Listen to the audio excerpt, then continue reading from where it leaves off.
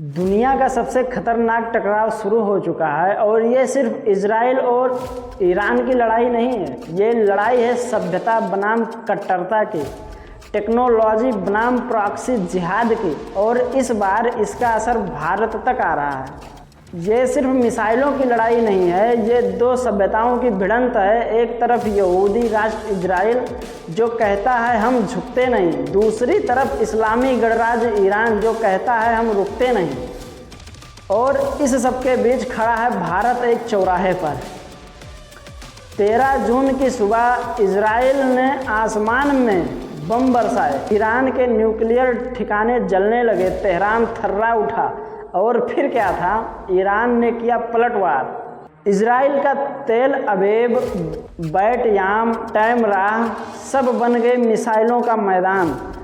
और अब सवाल ये नहीं कि पहले किसने मारा, अब सवाल ये है कि पहले रुकेगा कौन और इन दोनों को रोकेगा कौन। 13 जून को शुरुआत, 13 जून को शुरुआत, 19 जून को 7वां दिन, और जंग रुकने का नाम नहीं ले रहे। 248 से ज़्यादा लोग मारे जा चुके हैं, जिनमें से 14 साइंटिस्ट हैं ईरान के। 1500 से ज़्यादा लोग घायल हैं। इमारतें खंडहर बन गई, refinery, scientific lab, military base सब तबाह। लेकिन आग सिर्फ सीमाओं तक नहीं रुकी, इसकी लपटें अब भारत तक पहुंच रही हैं। अब सबसे बड़ा सवाल कि ये युद्ध भारत के लिए खतरा या अवसर। भारत को सबसे ज़्यादा झटका कहाँ से लग सकता है?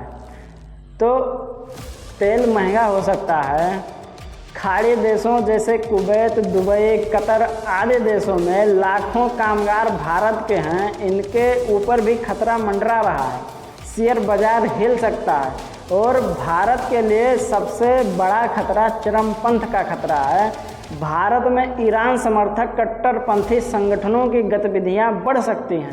सोशल मीडिया पर पहले ही जहर फैलाया जा रहा है, लेकिन अगर भारत चाहे तो ये जंग एक मौका भी बन सकता है। जैसे भारत को अब ड्रोन्स, रडार, मिसाइल और साइबर टेक्नोलॉजी सस्ते में मिल सकती है। UN, G20, G7, SCO जैसे मंचों पर भारत मध्यस्थता करके वैश्विक नेता के रूप में उभर सकता है। भारत रूस, ब्राज़ील और अफ्रीका जैसे देशों से नया तेल सप्लाई सिस्टम बना सकता है, जो सस्ता भी है और सुरक्षित भी।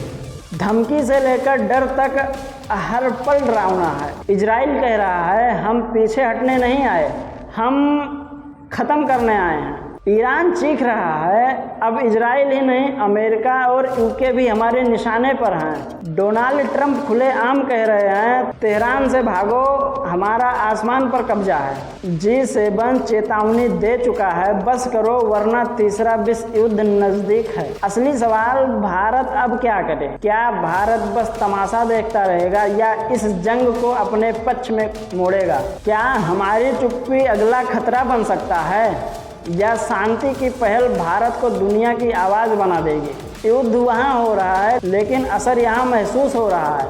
अब भारत के पास वक्त बहुत कम है, या तो हम मौका पहचान लें, नहीं तो दुनिया हमें मौका देना बंद कर देगी। अगर आपको लगता है कि भारत को अब चुप नहीं रहना चाहिए तो इस वीडियो को देश के हर कोने तक पहुंचाइए, लाइक कीजिए, शेयर कीजिए और ट्रू सोशल 2.0 को सब्सक्राइब कीजिए, क्योंकि जब भारत बोलेगा तो पूरी दुनिया सुनेगी। जय हिंद, जय भारत।